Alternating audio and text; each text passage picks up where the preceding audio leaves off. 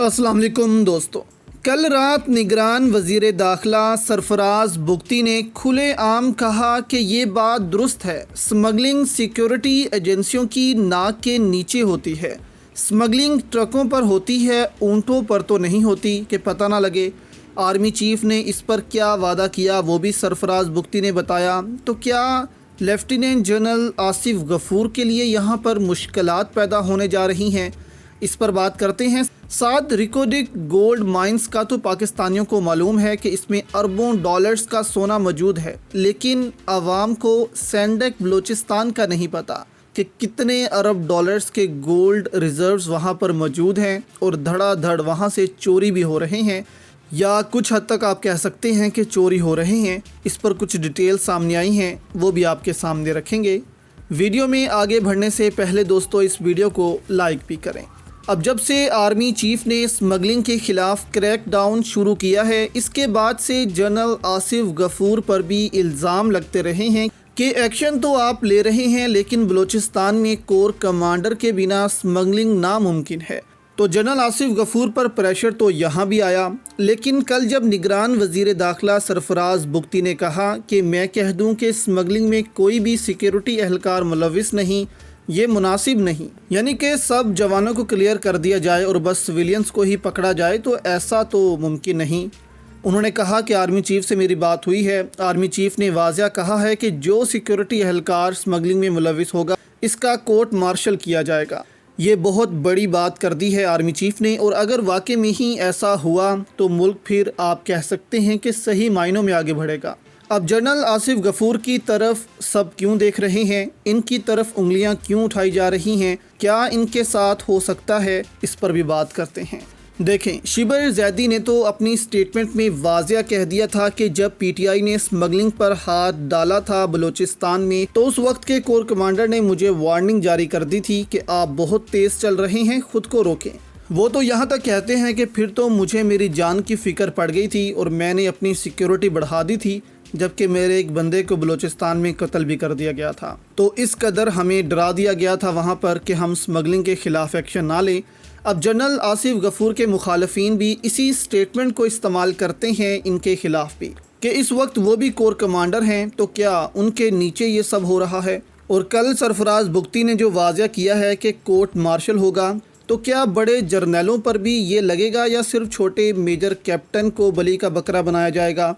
क्योंकि इससे पहले जब सेनेट के इलेक्शंस में बाजवा और फैज़ हमीद ने धांधली करवाई थी, तो शहजाद अकबर कहते हैं कि जब इमरान खान को पता चल गया और इमरान खान ने इनको पकड़ लिया, तो इन्होंने एकदम किसी कैप्टन का नाम ले लिया कि उसने ये सब किया है और उसको बली का बकरा बनाकर ट्रांसफ़र कर दिया क्या।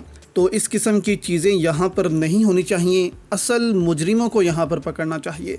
जबकि जनरल आसिफ गफूर पाकिस्तानी अवाम के बहुत ज़्यादा फेवरेट हैं। अगर इस वजह से उनके ख़िलाफ़ कोई प्रोपागेंडा किया जा रहा है, या वो पीटीआई के सपोर्टर्स में बहुत फेमस हैं, इस वजह से उनके ख़िलाफ़ कुछ ऐसी बातें कुछ सहाफ़ी बोल रहे हैं, तो यहाँ पर एक चीज़ क्लियर होनी चाहिए कि यहाँ पर इदारे ने अगर एक्शन लेना है तो सबूतों के साथ एक्शन लेना है, उसके बिना नहीं। तो यहाँ पर जो भी, हम ये नहीं कहते कि इसको पकड़ें उसको ना पकड़ें या ये मुलजिम है, यहाँ पर हम इस चीज़ को नहीं कह सकते कि कौन मुजरिम है कौन नहीं, क्योंकि हमारे पास सबूत नहीं है। लेकिन क्योंकि उनका नाम आ रहा है तो इन्वेस्टिगेशन होनी चाहिए। इन्वेस्टिगेशन में अगर वो क्लियर आते हैं तो उन सब को माफ़ी मांगनी चाहिए जिन्होंने जनरल आसिफ गफूर पर ऐसे इल्ज़ामात लगाए हैं। आपकी इस पर दोस्तों क्या राय है, हमें नीचे कमेंट्स में ज़रूर बताइएगा। दूसरी जानिब दोस्तों, ये वीडियो आपके सामने चल रही है, ये है सैंडक बलूचिस्तान। ये गोल्ड माइन और कॉपर माइन है। अब कहा जाता है कि इसमें डेली 100 टन माइनिंग होती है और इसमें कुछ गोल्ड निकलता है, कुछ कॉपर निकलता है, बहुत सा वेस्ट मटेरियल भी निकलता है।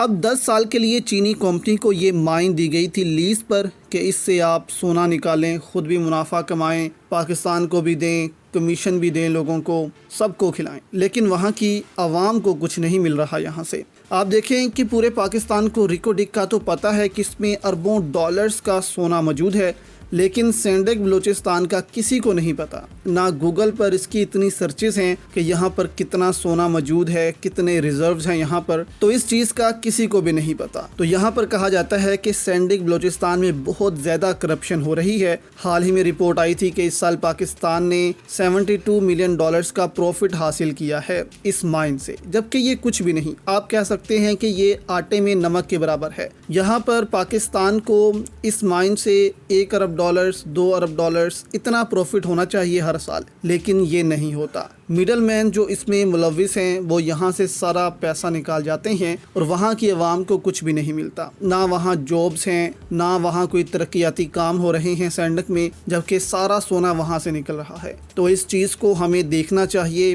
اور جو اس کے ذمہ دار ہیں ان کو یہ ساری چیزیں پاکستان کے سامنے رکھنی چاہیے کہ اس گولڈ مائن میں اتنی جو ہے وہ گنجائش ہے، اتنا سونا نکلتا ہے ڈیلی، منتھلی کتنا نکلتا ہے، سال میں کتنا نکلتا ہے، چینی کمپنی کتنا لے جاتی ہے، پاکستان کو کتنا ملتا ہے۔ تو یہ سب چیزیں پاکستانیوں کے سامنے رکھنی چاہیے تاکہ پاکستانی عوام آپ پر اعتماد کرے۔